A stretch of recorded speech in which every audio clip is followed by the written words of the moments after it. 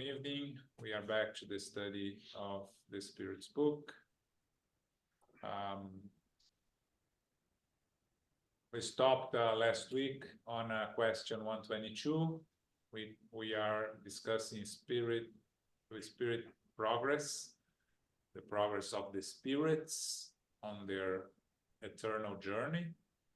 And we talked about the different aspects of the evolution of the spirits. We studied Spiritist hierarchy previously, so now we are going to start on question 123.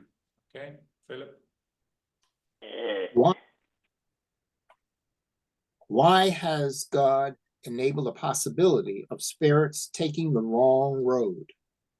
How do you dare ask God to give an account for the divine acts? Do you think you can penetrate God's designs?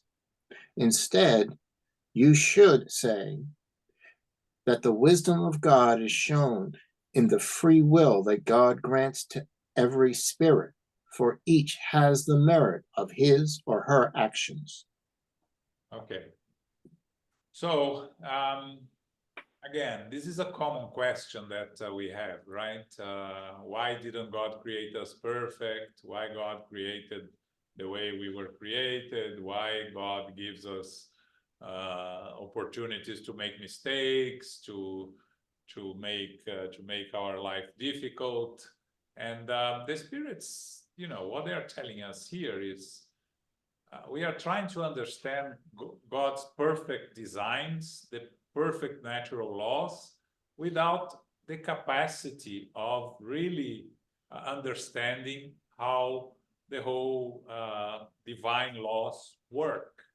So we are questioning, thinking that we can question the perfection of the Creator. And in reality, if we think that the Creator is perfect, that God is perfect, we have to conclude that God created our evolutionary process in a perfect way, right? We don't understand? Fine, we don't understand. But to question it is to question the perfection of the Creator. So if we are going to question the perfection of the Creator, it becomes very difficult to accept all the other things that comes with the natural laws that we learn in Spiritism, that they are perfect laws. And the law of evolution that the spirits go through is one of the divine laws. So it has to be perfect. So if it is perfect, then we shouldn't question why. We should, again, go back to what for. What can we do with it? The spirits mentioned here in the answer, free will, right? So if God haven't given us the opportunity to make our own choices, it would mean that we wouldn't have free will.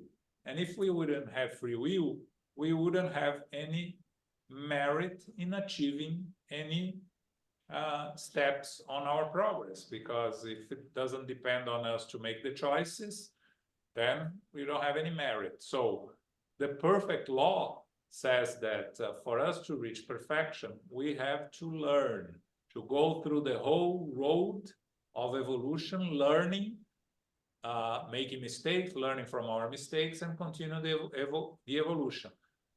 And if we are going to question that, we are really questioning the perfect laws, and it becomes very difficult, right, to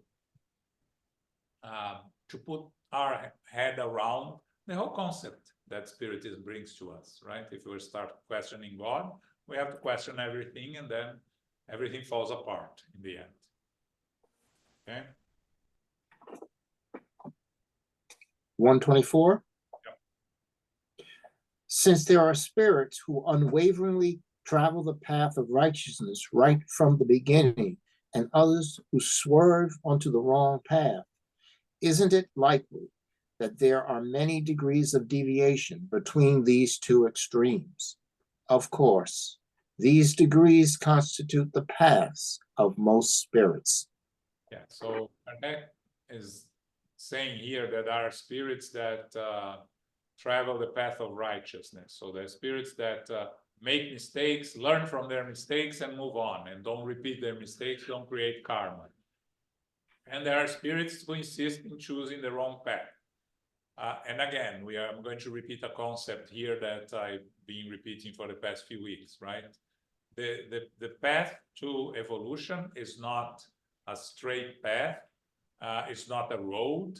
It looks more like a spider web, right? There are 1,000 different paths we can take that will take us to the top of the mountain. You imagine a mountain, how many ways can you go up a mountain? There are literally millions of ways that you can go, right? And again, go up without going back, because our path of evolution is always moving forward. But you can go sideways, right? Even by going sideways, you are progressing, because if you are trying to go up a mountain, going sideways, you reach a point that you understand, you will have learned that going sideways is not getting you anywhere, right? So did you regress? No, you didn't. Did you progress? Yes, very little, by learning that that's not what you should be doing, right? So you're learning something. So it is a progress. Sometimes it's difficult to understand this stationary progress, but the idea is that even when you are doing nothing, by learning that doing nothing doesn't take you anywhere, you are progressing a little bit, right? Okay. 125. Let me just move it up one second. There you go. Will spirits who have chosen the wrong road be able to reach the same degree of elevation as others? Yes, but the eternities will be longer for them. This expression, the eternities, must be understood as referring to the belief that inferior spirits hold regarding the endless nature of their suffering, resulting from the fact that they do not have the ability to foresee the end of that suffering. This conviction of the endlessness nature of the latter is reaffirmed after each new trial to which they have succumbed. So it's an interesting answer from Spirit. The eternities will be longer for them. And all those that have read Spirit's books, and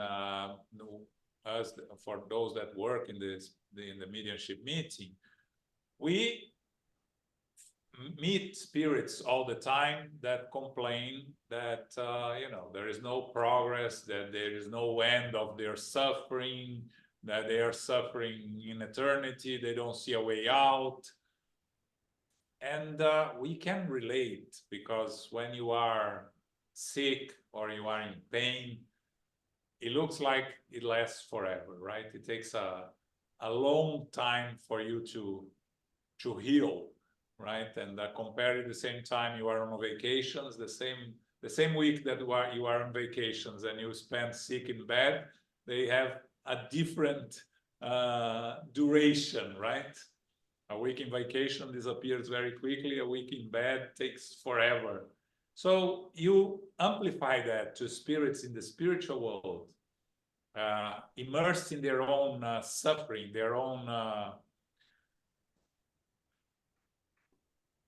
lack of understanding of our spiritual nature, and this is the eternities that will be longer for them. Eternities will be longer, it will never be eternity, right? Because our destiny is to progress. But for them, it will look like eternity, and it will take for them much longer than for other spirits that are humble enough to accept their reality, their limitation, and ask for help.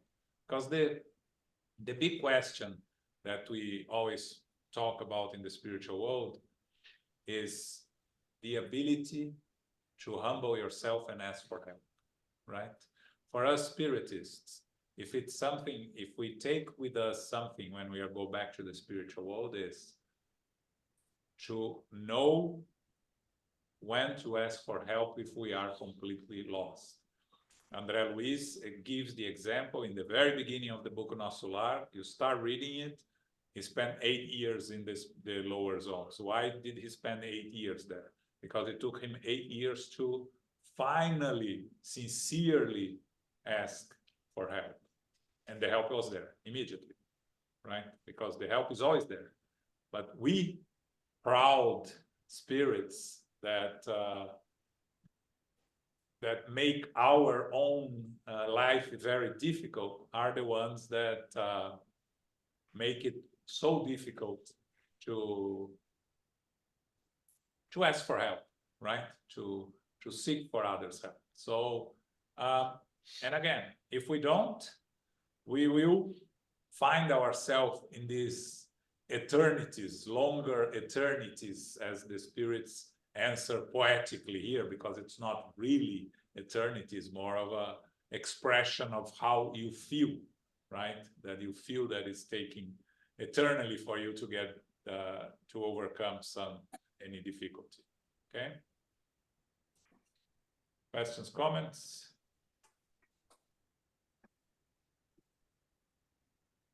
Okay. 126.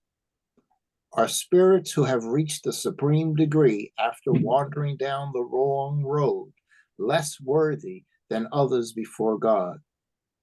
God views the drifters who have returned to the right path with the same approval and loves them regardless of their past. They have been classified as bad spirits because they yielded to bad temptations. Before their fall, they were merely simple spirits. That's you know, that when we try to understand God from the spiritist perspective, a more advanced and complex understanding of God, one of the first things that we say is God does not forgive because God does not blame me, right? To ask forgiveness, we are in reality, we need to forgive ourselves. We are the ones that need forgiveness from ourselves. God sees all of us as perfect spirits because God created us perfect.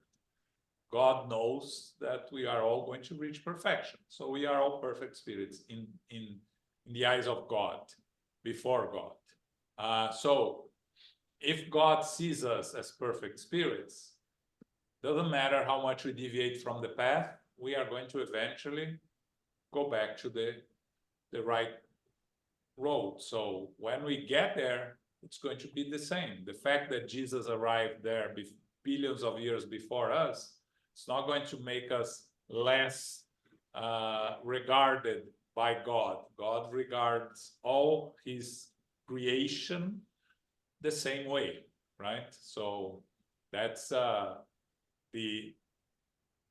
again, this is Kardec trying to develop the more complex notion of God and bringing to us the opportunity to reflect on how do we see God. Because if you look at us, we come from a punishing God, right? The time of the Old Testament is a punishing God that we needed at the time. We needed to fear God because otherwise we would be out of control. And then we have Christianity that brings a God that loves us, but still a God with the God that punishes. So God loves us if we choose the right path. If we choose the wrong path, God punishes us. That's what we carry throughout centuries of Christianity, right? And Spiritism tries to bring a new concept that God is perfect, so God doesn't, because for someone to forgive you, someone has to be angry at you or to have find you that you offended. God doesn't get offended. If God doesn't get offended, God doesn't need to forgive, right? It's a more complex notion that not everybody is ready to accept, even inside Spiritism, right? But that's what we need to try to think of God in this way, because otherwise we are going to go back to the old God that punishes or that forgives us when we make mistakes. And spirits, we are created simple and unaware. So there is no such thing as bad spirits or evil spirits. They are just only those that chose the wrong path. There are evil acts. There is spirits that are dedicated to evil, dedicated to make bad choices all the time. But if we consider all spirits as being perfect, that we one day will be perfect spirits or pure spirits, there is not such thing as bad spirits in the sense of eternal bad spirits. And we are going to go into angels and demons in the next item, and we're going to go a little deeper into that. But that's the idea. Okay. 127. Are all spirits created equal in terms of intellectual capacity? They are all created equal, but as they do not know from where they originate, their free will must take its course. They progress more or less rapidly in both intelligence and morality. Spirits who follow the right path from the beginning do not attain perfection right away. Despite being free from inequity, they have to acquire the experience and wide-ranging knowledge necessary for their perfection. They may be compared to children who, no matter how good their natural instincts are, need to be developed and enlightened, and who cannot mature without transition. Just as some people are good and others bad from infancy, some spirits are good and others bad from their inception. There is, however, one radical difference. A child possesses instincts that have already been formed, while the spirit at its creation is neither good nor bad. Rather, it possesses all possible tendencies and strikes out on its path through the action of its free will. This explanation is by Kardec, right? The answer from the spirits gives us here first the idea of the two wings of evolution, right? Intelligence and morality. We have to evolve both morally and intellectually. And we have to evolve, we should try to evolve in both at the same time, but of course we don't. Normally, we evolve more on the intellectual side and onto the moral side. We unbalance ourselves, but it reaches a point that even if you evolve intellectually much more and you leave the morality behind, it reaches a point that you cannot go further intellectually if you don't bring the morality up. And we can see this in the book Liberation that we study in Gregorio, right? The leader of the lower zones. How were they able to finally reach out, and where did he open a window of opportunity for him to be rescued? When he got bored of doing the same. And why did he get bored? Because he couldn't evolve intellectually anymore. He reached the ceiling of his intellectual evolvement compared to his moral evolvement. Of course, the other way around, it also happens, but it's much more uncommon and much more smooth, right? Because if you evolve morally more than intellectually, you will consciously, you will know that you need to come into some incarnations to evolve intellectually. You don't lose your moral abilities, right?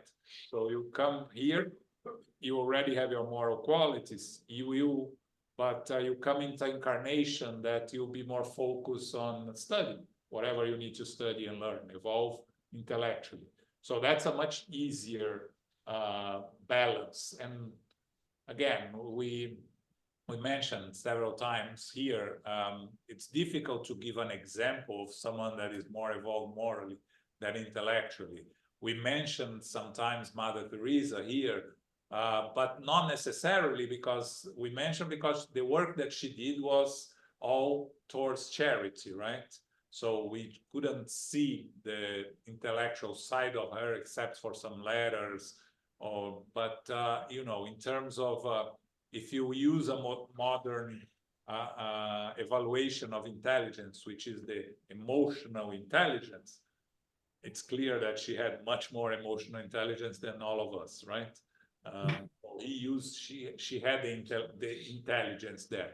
But of course, we cannot say the intellectual abilities were on par with the moral evolution, not her. If it were not, it's not something very difficult. She would come and learn the intellectual side.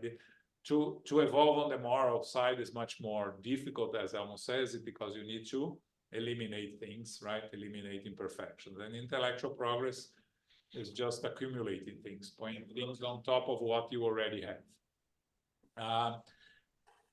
And again, when Kardec talks here about the very beginning, right? When the spirit is created simple and unaware and starts its progress, even having been there, for us, it's not very easy to understand the very beginning, right? Why a completely simple spirit, in the most complete sense, recently created, why chooses the wrong path and the other choose the right path, right?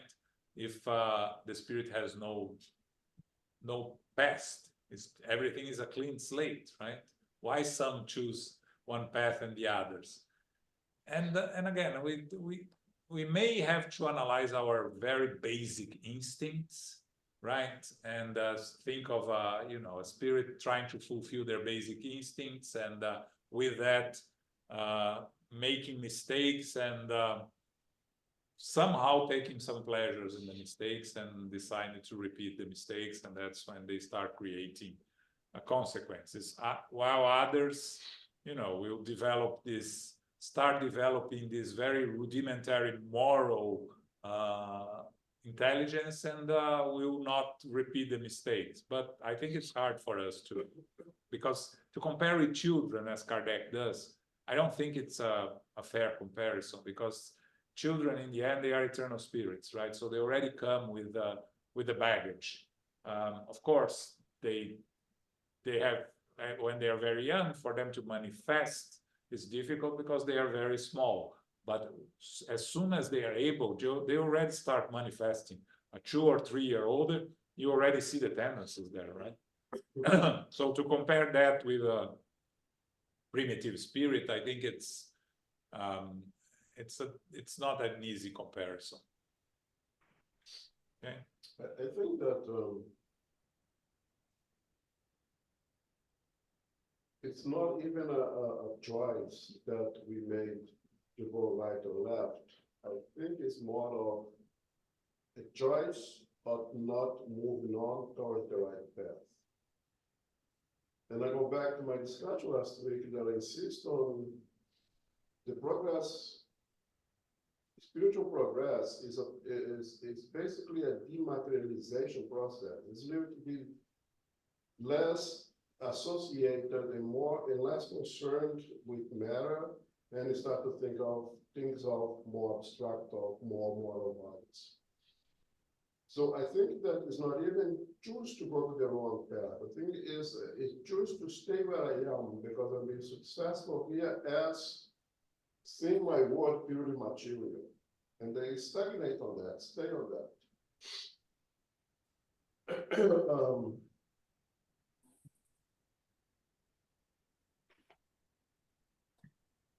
I lost my thought. So, okay, we'll come back. All right, so we finished this spirit progress. We're going to move now into angels and demons.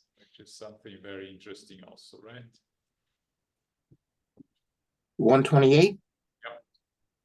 Do angels, archangels, and seraphim constitute a special category different than that of other spirits? No, they are pure spirits. Those who have reached the highest degree of the latter are all united in perfection. The word angel generally implies the idea of moral perfection, but it is often applied to all superhuman beings, good or bad. Therefore, we say a good angel, a bad angel, an angel of light, the angel of darkness, and so on. In those cases, it is synonymous with spirit. It is employed here in its most popular sense. Okay. So, we, many of us come from Christianity throughout the centuries, where we had all the angels, right? It starts in the very basic of the birth of Jesus, the angel that appeared to Mary to communicate to her that she was going to receive the Son of God, as it says in the texts, right? In the beginning of the New Testament, in the Gospels. When we bring these ideas to Spiritism, first, just before I go there, so our belief as we evolve, we were part of Christianity in the early times, is that angels were a separate category of spirits, right? Because we would have the saints who were incarnated beings that did a sacred work, and because of that they became saints, but they were nominated by humans, right? So Paul of Tarsus, Peter, they were nominated saints by the church. Now, angels, they were never, according to Christianity, they were never spirits that were here. They were already winged spirits or winged beings, not spirits, winged beings that lived outside the creation, God's creation, or outside the creation of humans' creation, right? Now, when we get to Spiritism, and we study a little bit deeper the spiritual world, we understand that what they saw as angels in the ancient times were just spirits of light, right? A medium, when it sees a spirit, a more evolved spirit, sees a spirit surrounded by light. The light is stronger on the top of the head and here around the back, right, of the head. So that, for them, how could they represent that? With the wings and with the, how do you call it? The halo, thanks. And the halo, right? And because they were bright spirits, we decided that they were separated from humans, that they were a special class of beings. But again, as we learn in Spiritism, right, when we understand that we are all spirits, we are all created equal, we are all created simple and unaware, and we all reach perfection, including Jesus, including all those spirits that manifest themselves surrounded by light, that we interpreted them as angels. They're just spirits that had reached perfection. Of course, in the end, as Kardec says here, we started using the word for all superhuman beings, and that's why you have this bad angel, angel of darkness, angel of light, and you see all these and you have the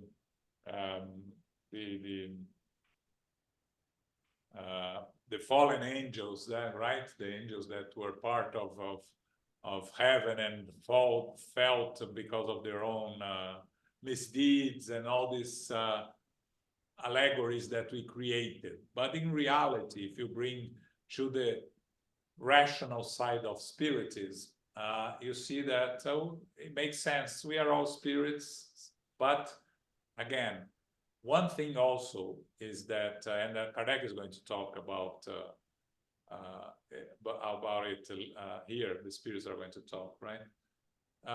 It doesn't mean that they were incarnated on Earth. They may be perfect spirits already, right? Before Earth's creation, they reached their perfection in other spheres, right? In Spiritism, our idea is that the only perfect, pure spirit that incarnated on Earth was Jesus, right?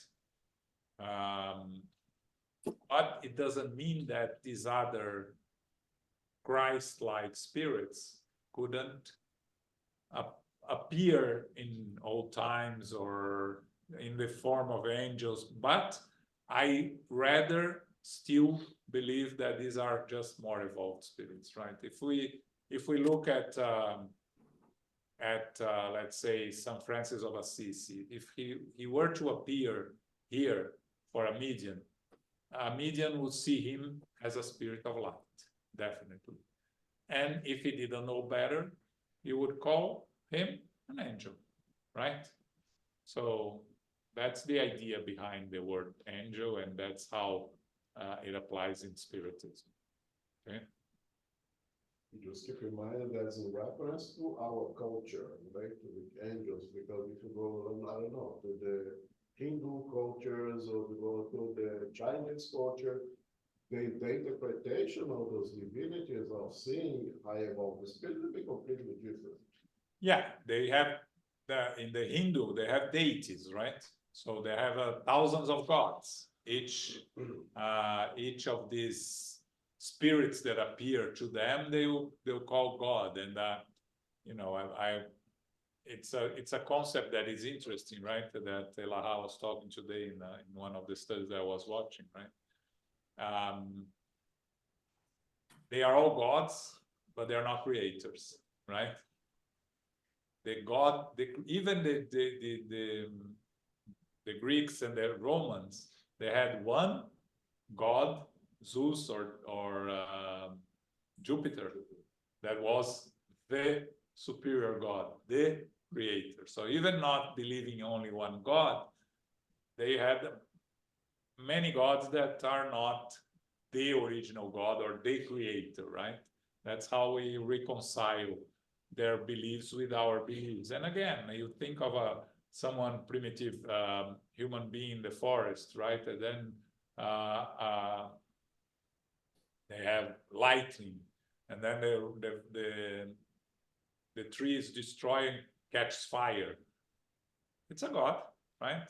You don't know anything better, right? You look at that happening, that phenomenon you don't understand. The rational thinking on that level of evolution it's a god that is trying to punish me, or trying to scare me, or I'm paying for something that I did, right? So that's, and it's a good point. You know, the concept of angels come from Christianity.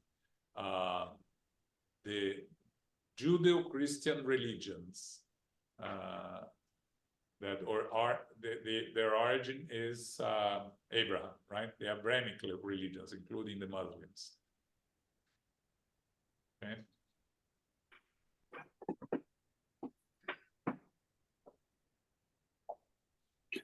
(129) Have the angels passed through every degree of progress?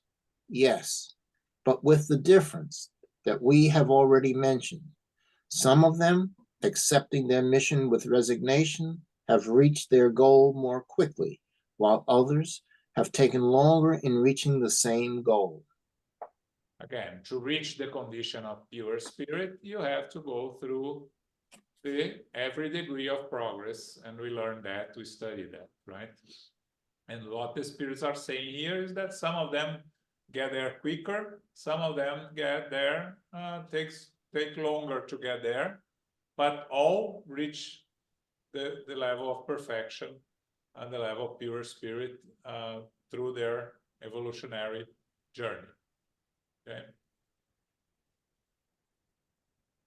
130. If the opinion that acknowledges that some beings have been created perfect and superior to all others is wrong, why is this belief found in almost every population or religion?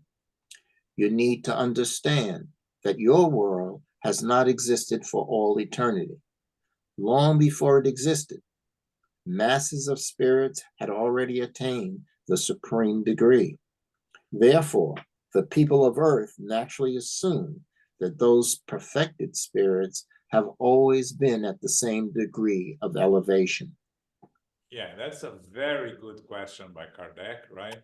Because it touches a point that is found in every population or religion, right? That there are these superior beings that always existed superior beings. And the spirits explain very simply to us, right?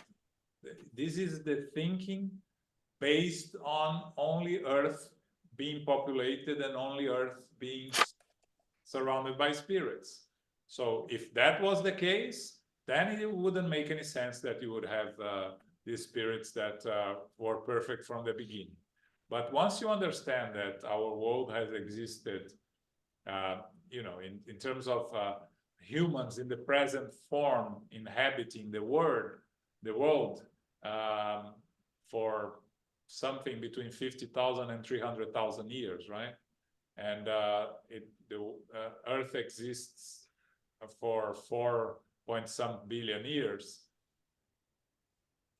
There are spirits that were pure spirits already before Earth was created, of course. God creates incessantly. Spirits reach perfection all the time. Spirits are created all the time. So eternity behind us, eternity ahead of us, you have spirits, a number of spirits that reach perfection that is also in numbers that we cannot even count, right? In the universe. Thinking about the size of the universe, and if you start extrapolating to more than one universe and all of this, and then you start to get crazy with it, right? So let's think about the spirits that have existed way before Earth was created and reached perfection. And some of them may have reached perfection while Earth already existed, but we didn't have human beings in the present form inhabiting the Earth, right? And they were evolving somewhere else. So again, what this question, there are some people that come from the Christianity that have a lot of difficulty with the concept of spiritism, that Jesus was a spirit created, simple and unaware, like all of us. That they have, they prefer they have difficulty not believing that Jesus was perfect, created perfect, because that's how we were taught in Christianity for all the years we were there, right? So it's the same concept, right? How can perfected spirits exist if long before Earth was created? So wrapping our head around these concepts is how we come to understand that they have existed before Earth was created or before we were here on Earth. So it makes sense that they are already perfect, and they are no longer here on Earth. Again, perfected pure spirits are no longer attached to Earth. They can come to Earth in special opportunities and occasions, but they are not connected to Earth for like the spirits that are evolving here on Earth are. Okay. I have a question, João. Danny raised her hand. Just a second, Fabio. Danny, go.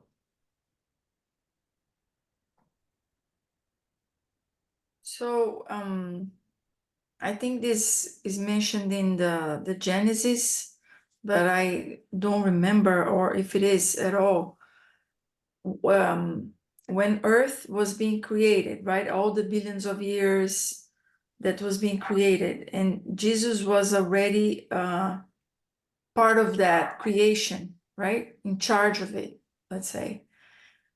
Can we say that the spirits that are here now on Earth, living on Earth, were also being created at the same moment because we were being allocated or designated to have experiences in here, or any galaxy is? Very unlikely. Yeah, it's actually the spirits tells us that the vast majority of the population of Earth were spirits that came here after they already had progressed in other places. So when we were living in primitive worlds, it was not Earth. Our evolutionary path started in other places, and then we came to Earth again from Capella and other places. There are very few spirits on Earth, incarnated and discarnated, that started their journey on Earth. There are some. Emmanuel talks about it on the way to the light, but it's a very small percentage of the population of the planet, and they are spirits less evolved than the rest of us here on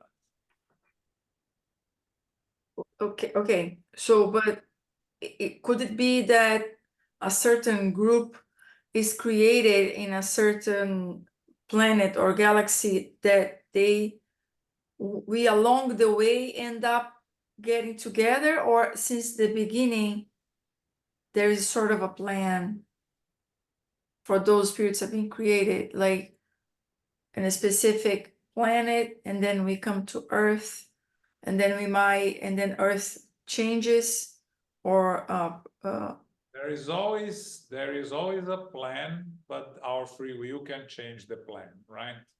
Because let's say a group of spirits is placed on a primitive world, and with the idea that if they evolve, the group evolved enough, they would be sent to a more evolved planet, let's say Earth, right?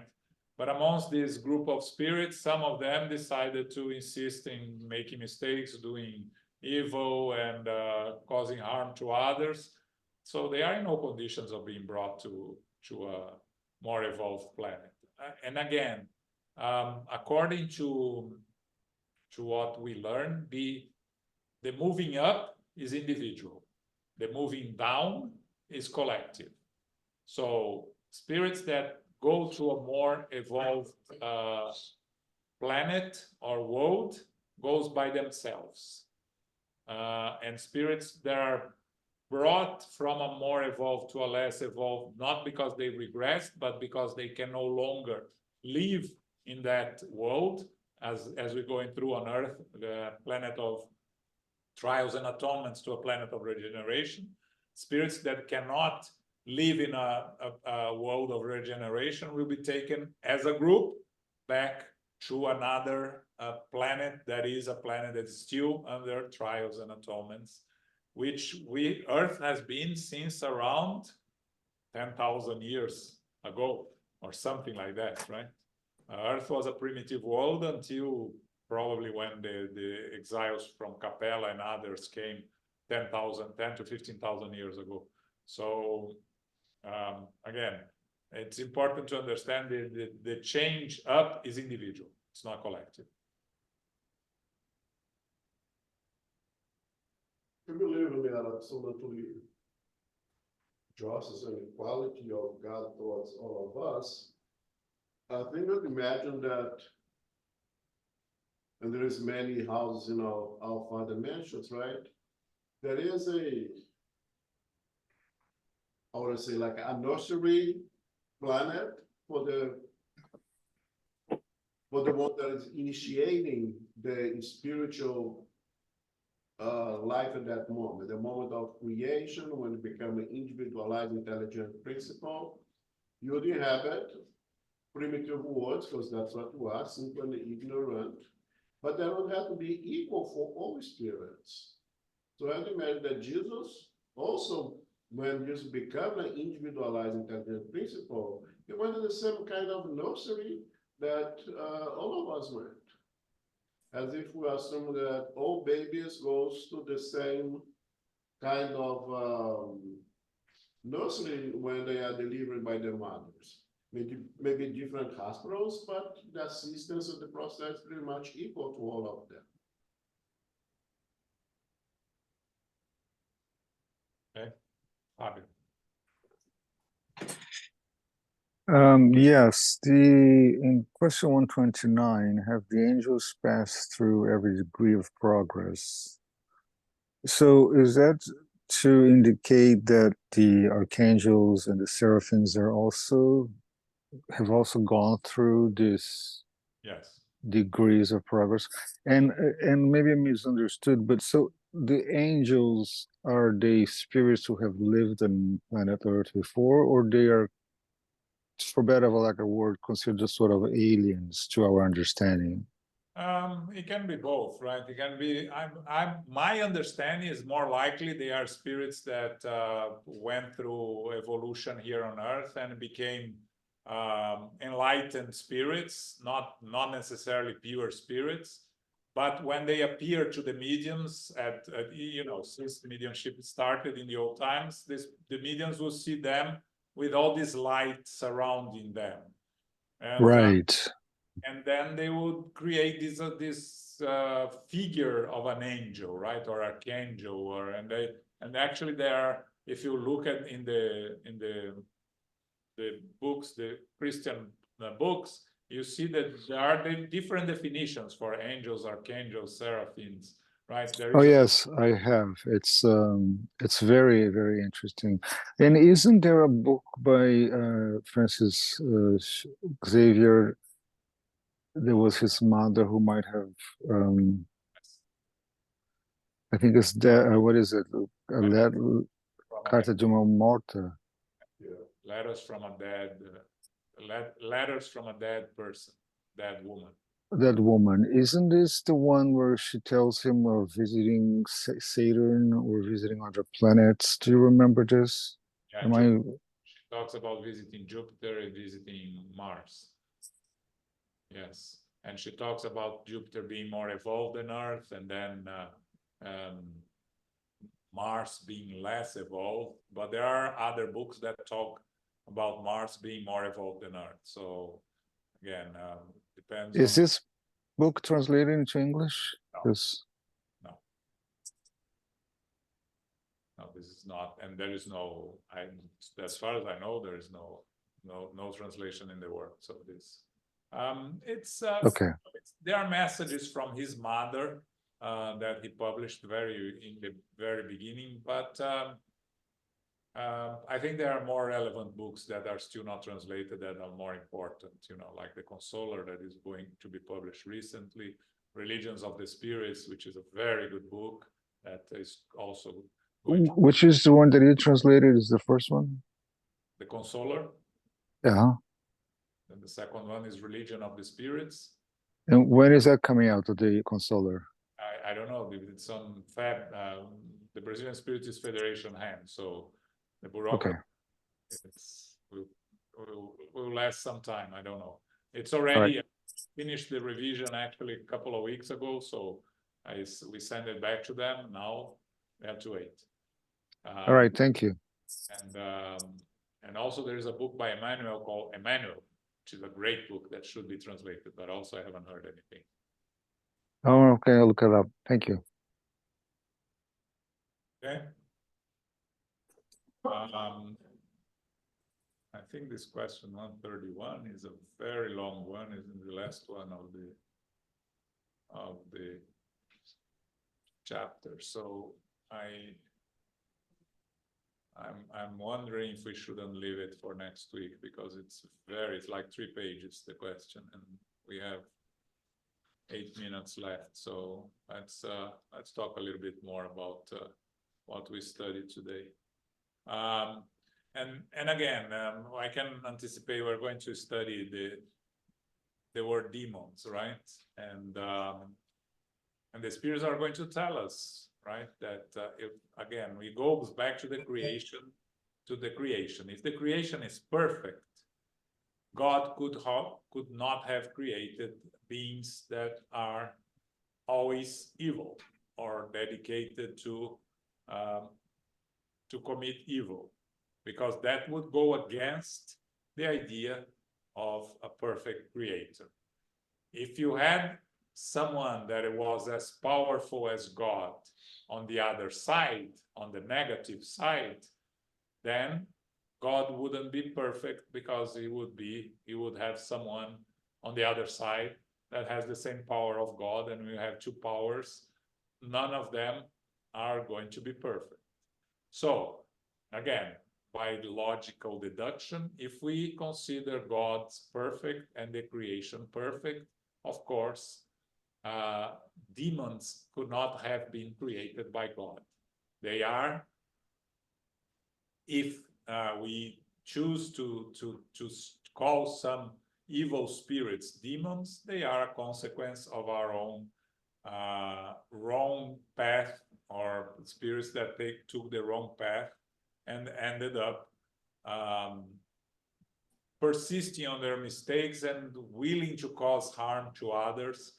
But even them, they will still change, they will still evolve eventually. But we are going to go deeper, study it deeper, and it's a very long question and a very long explanation by Kardec. So it's worth spending some time on it, and we are going to do next week, which is the last part of this chapter 1 of book 2, and then we move to chapter 2. Okay? Any final comments, questions?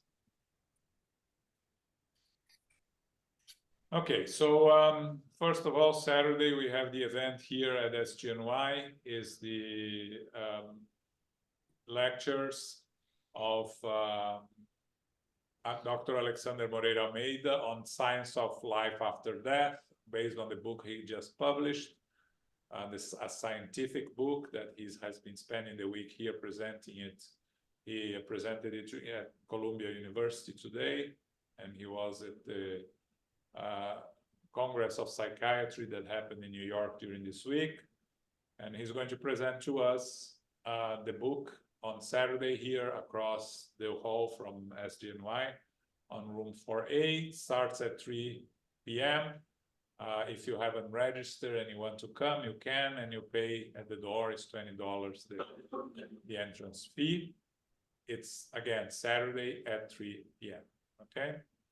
Sunday we'll be studying. There is no live lecture by the United States Spiritist Federation this Saturday. They are going to present a roundtable on this Spiritist Youth event that we're going to have by the end of the month. That is one youth event that is done every year here in the region, and they are going to discuss it in a recorded roundtable. Okay, this is Saturday, 11 a.m. on the United States Spiritist Federation YouTube page. Sunday, second Sunday of the month, we're going to study the Gospel according to Spiritism. And also, we are not going to have the book club next week. It comes back on the May 22nd with chapter 6. So no book club this coming Wednesday. It's